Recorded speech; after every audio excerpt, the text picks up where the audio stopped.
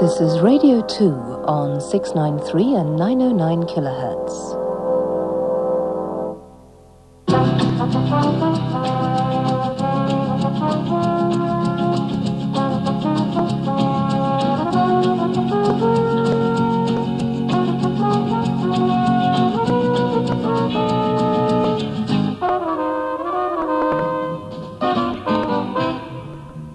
Do you think you know the law?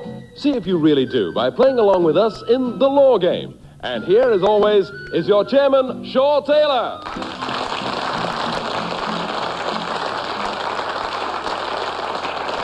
And a very good evening to you. Well, I've got some more fictitious cases for you, all based on real ones that were judged on the same points of law. And if we tend to deviate slightly from proper legal procedure, that's just to get as many cases in as we can.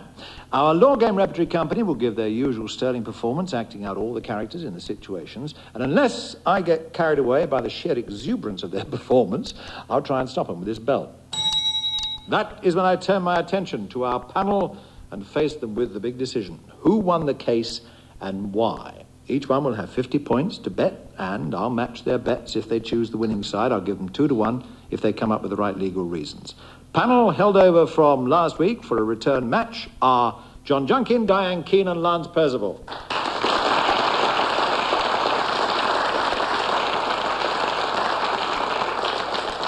You know, last week I was saying, had you had a brush with the law? I wonder if there are any particular laws that you disagree with, or maybe situations where you think a law ought to be enacted. You know, people do say there ought to be a law against it. John Junkin, have you got any suggestions for new laws? Well, I think television and radio in this country are awash with quizzes and panel games. Mm-hmm. Hang on, I haven't finished yet. You get involved in the show, I get involved in them, Diane does, Lance does, and we're all up for grabs, and the only person who's never up for grabs is the brains behind it. Ah. Now, they devise them, you see, yes. And they sit back and they collect all the money and they buy the holiday home in the Bahamas and everything, while we do all the real work. And I think there should be a law that says the person who devises the game should buy the first round of drinks after it's over. What a very good idea. I'll just ring round the pub and tell him Brad Ashton will be around just to put his money down any moment now. Diane, any law that you feel ought to be enacted, or one you don't like particularly? Well, I think there should be a law against election promises, false election promises. What a lovely idea that politicians, when they say we will do this when we get into power, could be sued if they were not. If they don't. Oh, there's a popular one. What about you, Lance Percival? Well, as a deviser of several television games, I feel there should be a law against John Junkin for a start. Or buying him a drink. But my real thought, no, seriously, my real thought is, have you ever noticed on television, talking about politics as Diane was in the sense of election promises, have you ever noticed that whenever a politician's asked a question, he will immediately answer by saying, well, I think that's a very good question you just asked there, and if you asked Mr. Foote the same question, I'm sure that he would reply in a completely different manner in the way which I would feel, because, of course, he always disagrees with what I feel, and he disagreed last week with what I feel, and that's exactly the way it's going to be. Thank you very much. So I think there ought to be a law that politicians should have to actually answer questions for a change. They never answer them directly. They always put the blame on the last government or the present government. I'm not taking any sides. There's a lovely bit of rhubarb comes from the audience. They're obviously entirely on your side. All right, then, let's go on to our first case. Remember, it was one I was talking about at the end of last week's programme. It happened at the January sales at a big London shoe shop. An Australian couple on holiday over here were searching through the shoes on display to find a pair that the wife liked. Oh, this is the one I want, Peter. See if you can find the right foot to match this. I want size 4. Well, isn't that the same shoe on the floor over there? You know, just where you're standing. Oh, can't be the same. It's much cheaper. Oh, well, somebody's probably stuck the wrong price tag on it. Go on, check the size. Oh, okay. You're right, Tess. It is the same shoe. And guess what? It's a size 4. A right foot? Yeah, it's that as well. Hey, you're in luck. Here. Well, I'd be even luckier if I could pay the cheaper price for them, £8.50. Oh, that'd save me £3. Oh, maybe there's something wrong with the shoe. No, it looks perfect to me. Oh, yes, it must have been a mistake when they marked the price. Well, try it on. If it fits, let's take the shoes and go, eh? Oh, well, They fit fine. Hey, and they look good, don't you think? Yeah, very nice. Come on, let's go and pay for them. Okay. I'll take these, thank you. Oh, I'll put them in a box for you, madam. Oh, no, don't bother. I think I'll wear them. You can put my old ones in a bag for me. Oh, certainly. But I'll ring up the price first. How much were the shoes? The price is underneath. I'll take it off and show you. Oh, thank you. Right. £20 note. That's £11.50 change. Here we are. And here are your shoes. Thank you, madam. Thank you. Goodbye. Did you charge that lady only £8.50? Yes, that's what it said on the price tag. Why, anything wrong? Yes, she deliberately cheated you. Excuse me, madam. Yes? I'm a store detective and I have reason to believe that you have just stolen that pair of shoes you're wearing. Stolen them? What are you talking about? I just paid for them. Well, look, here's the receipt. This receipt is for £8.50 and those shoes are £11.50. Are they? You know very well they are. I heard you and your husband discussing it. You lied to the cashier about the price. That is stealing. I didn't lie to him. I didn't even mention the price. No, but you conveniently showed him the shoe marked £8.50, even though you knew that price label was a mistake. Well, even if I did it was the shop's mistake, not mine. I'm sorry, madam, but I don't see it that way. As far as I'm concerned, you have stolen the property of the shop, and it's our policy to prosecute anyone caught stealing.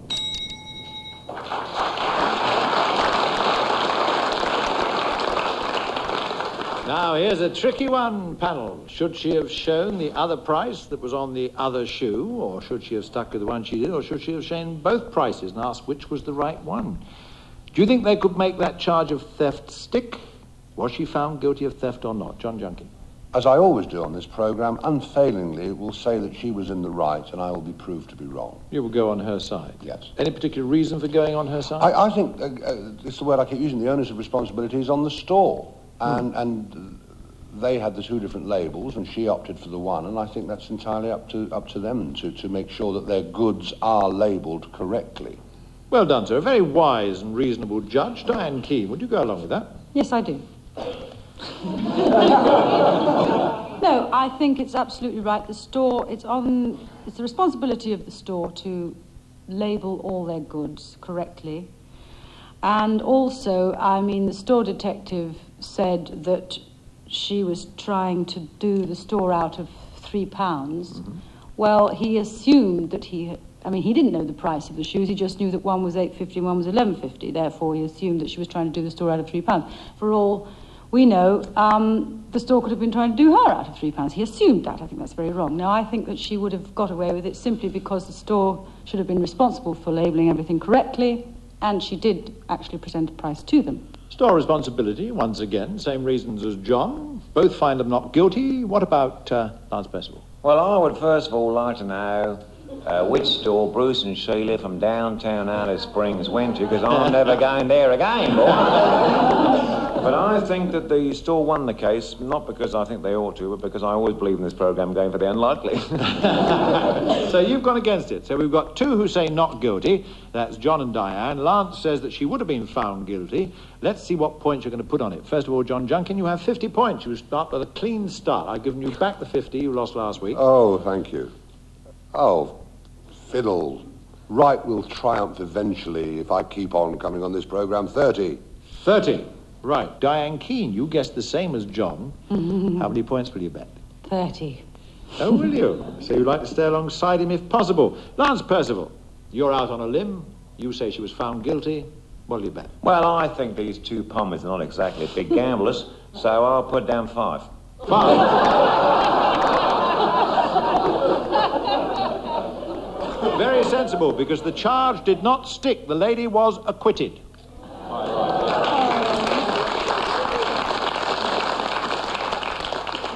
Marjorie got away with it. Now, none of you gave me the right reasons for this, or at least John and Diane didn't give me the right reasons. It was the fact that the cashier accepted the price that was marked on that one shoe without checking both of them, because he was a servant of the shop. So he was acting on behalf of the shop.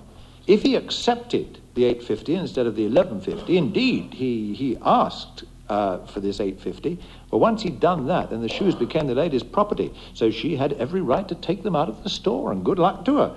So she won on that one. Now, what do our points do? Our points say that John Junkin, you bet 30, so you're up to 80, because you didn't give me the right reasons. Diane Keane, same again, you're with John at 80. You very wisely, Lance, only bet 5, so you're down to 45 points. You could still catch him up. Kept it alive. Right.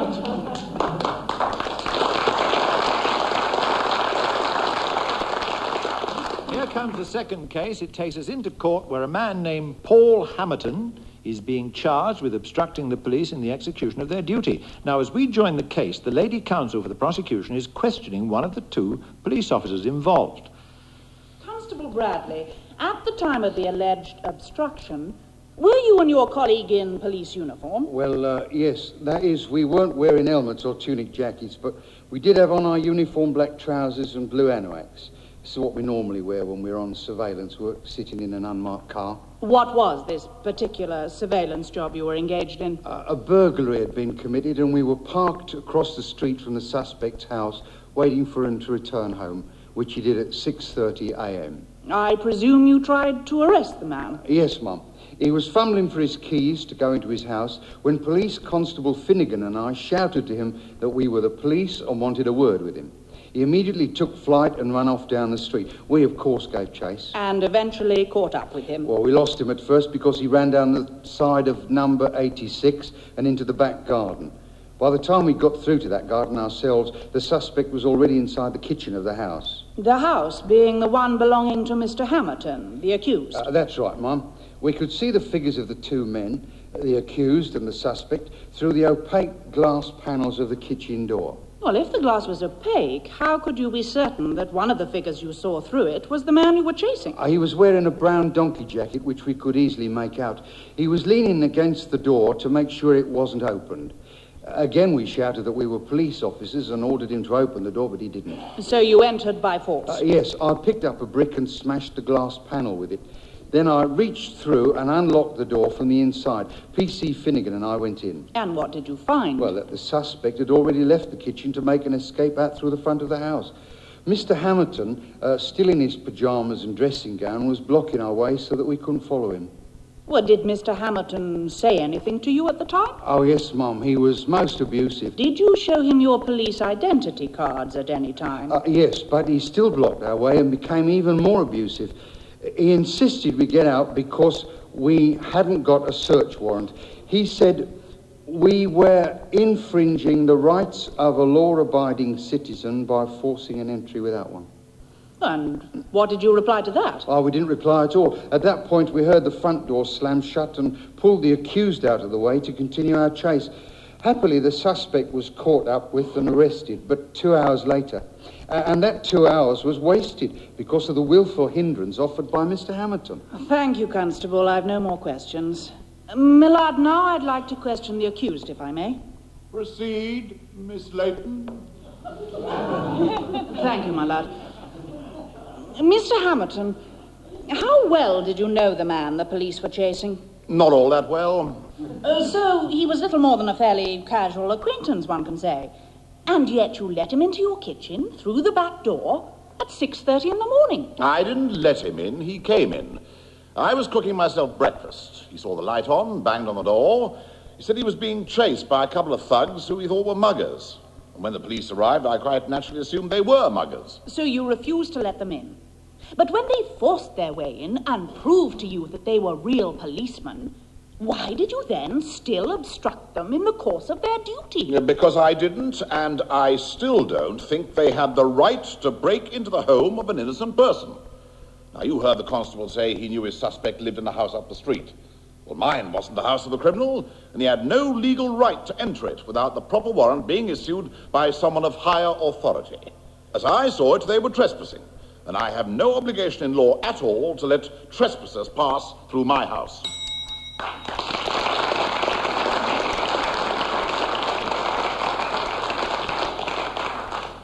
Now, on the face of the argument, it seems to be valid on both sides, doesn't it? But which side won the case? Was it the prosecution or the defence?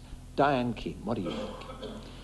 I think that Mr. Hamilton was actually Correct. You see, the policeman only had on trousers and anoraks. I mean, they weren't really dressed as policemen, were they?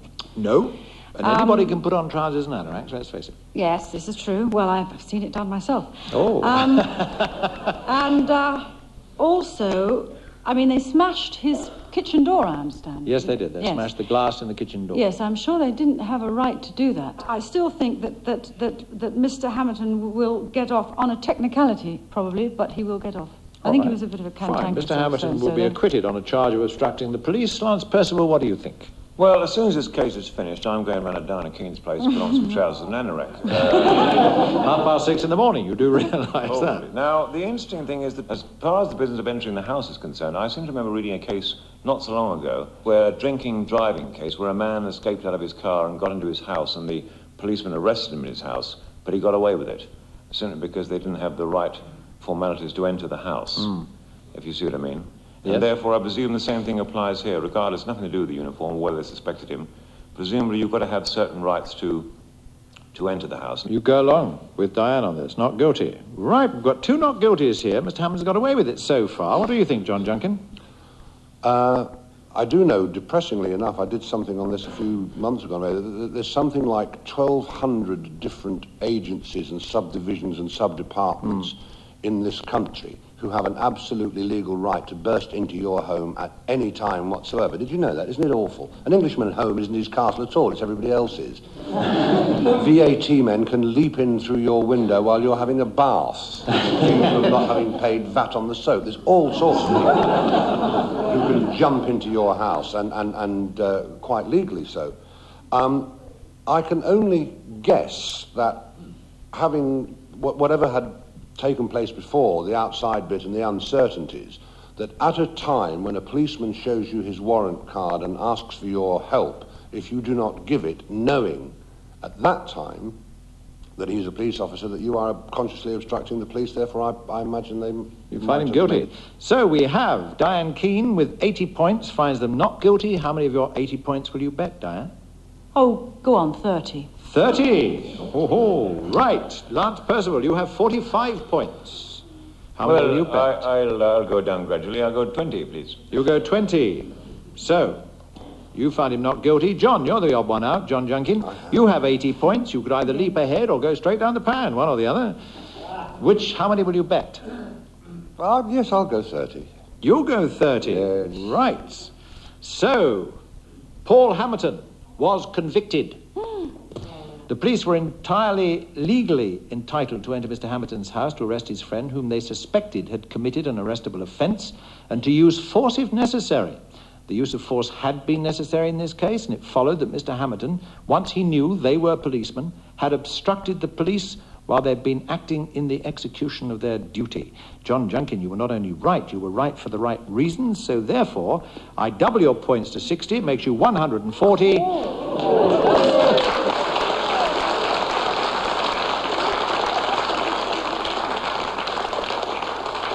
Diane and Lance, you were both wrong. Diane, you go down to 50. Lance, you go down to 25. And we turn to our final case today. It came about under the Trade Descriptions Act. It concerns a lady who bought a car from a second-hand car dealer, took it to a mechanic friend of hers to have 1 or 2 extras fitted. Well, you should have taken me along with you, Nicky. I'd never let you buy a car like this. Oh, it's really that bad.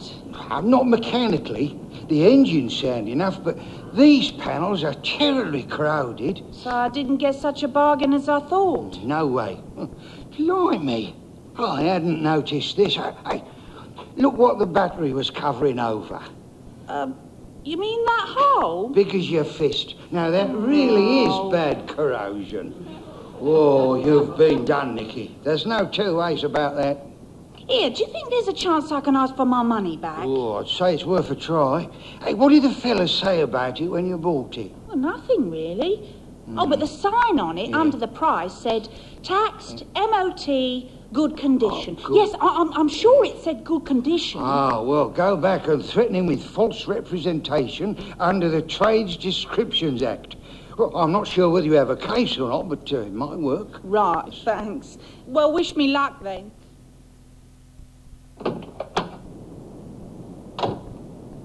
Afternoon, miss. Can I help you? Yes. Is the salesman here with the moustache? You know, the tall, thin fella. Oh, the manager, Mr. Stockley. No, he's out of the auctions today. Something I can do? Well, he sold me this car last Monday. Yes, good car, that. Wish we had more like him. Could sell him by the dozen.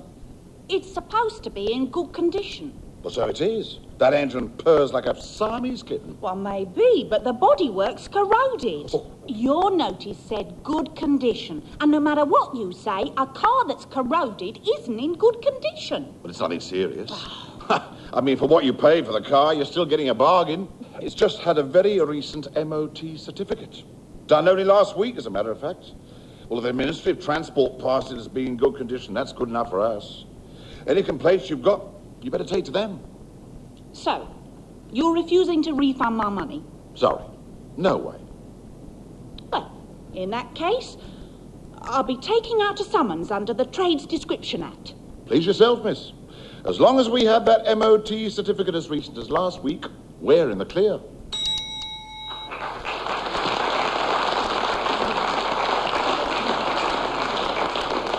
Well, there are the facts, panel. Could the car dealer be found guilty of contravening the Trade Description Act?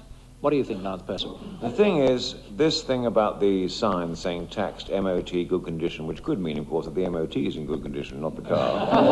And the second thing is, the number of second-hand cars that I've bought from a lot of shysters who sold me a lot of rubbish, I know perfectly well they get away with it. However, she's going to win the case for a reason which escapes me. All right. You just liked her. She sounded rather nice. She was very pretty, you fine for the lady. They didn't get. They did get done under Trade Description Act. John Junkin, what do you think? Do you think they got done?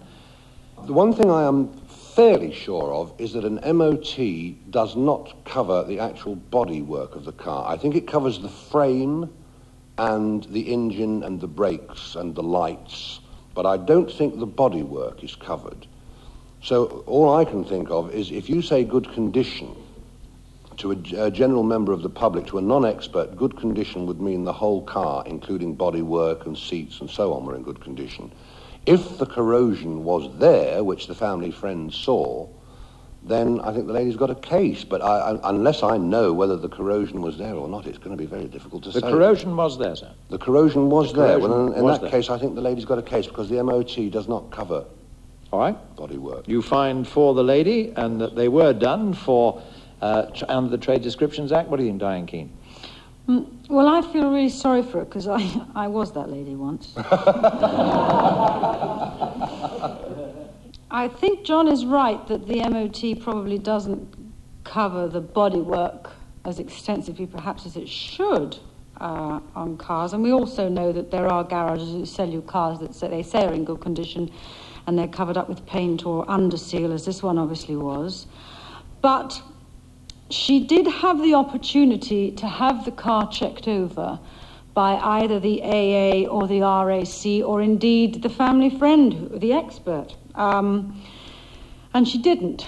And I do think that if she wanted to have anything done, she should have done it before she handed over her money. And I don't think that she could have... I think that she's lost her case. You do? You don't feel they would have been done under the Trade Descriptions Act? Well, good condition. What does it mean? It didn't say good condition bodywork. It just said good condition. The engine was in good condition.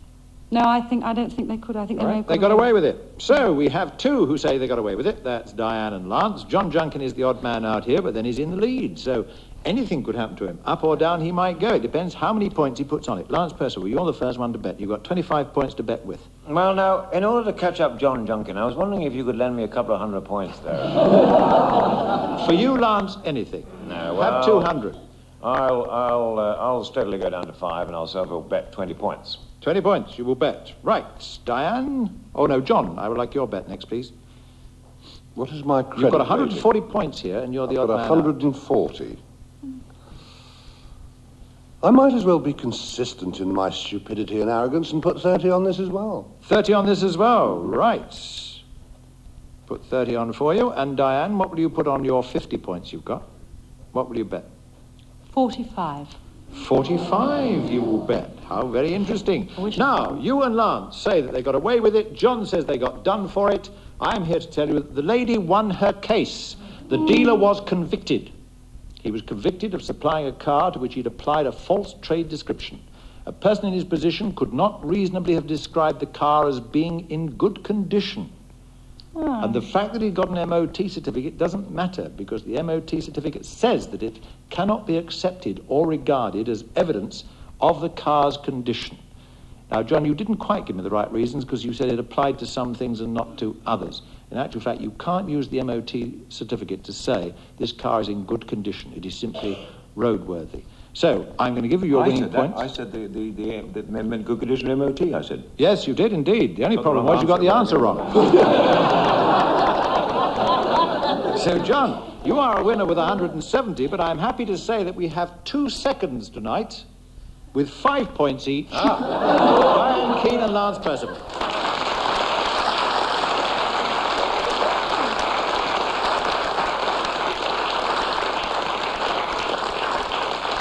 Now, before we take our leave of you, let me just titillate you with a brief outline of one of the cases we'll be dramatising and asking next week's celebrity panel to decide on. It concerns a man very badly injured in an aeroplane when it flew through turbulent weather. The plane landed safely enough, and happily the man eventually managed to recover from the injuries, but he claimed more than the normal damages allowed under the Warsaw Convention, because he said that the pilot was reckless in not putting on the fasten seatbelt sign. Now, he had to prove recklessness rather than just negligence if he was going to win his case. Did he, or didn't he? Think about it and then tune in again next week and see if you guessed the right answer. Until then, let me say goodnight on behalf of tonight's panel of John Junkin, Diane Keane and Lance Percival, Law Game Repertory Company, Miranda Forbes, Nicholas Courtney and Ronald Herdman, deviser and writer Brad Ashton, legal advisor Doug Cracknell, producer Richard Edis and me, Shaw Taylor. Bye-bye.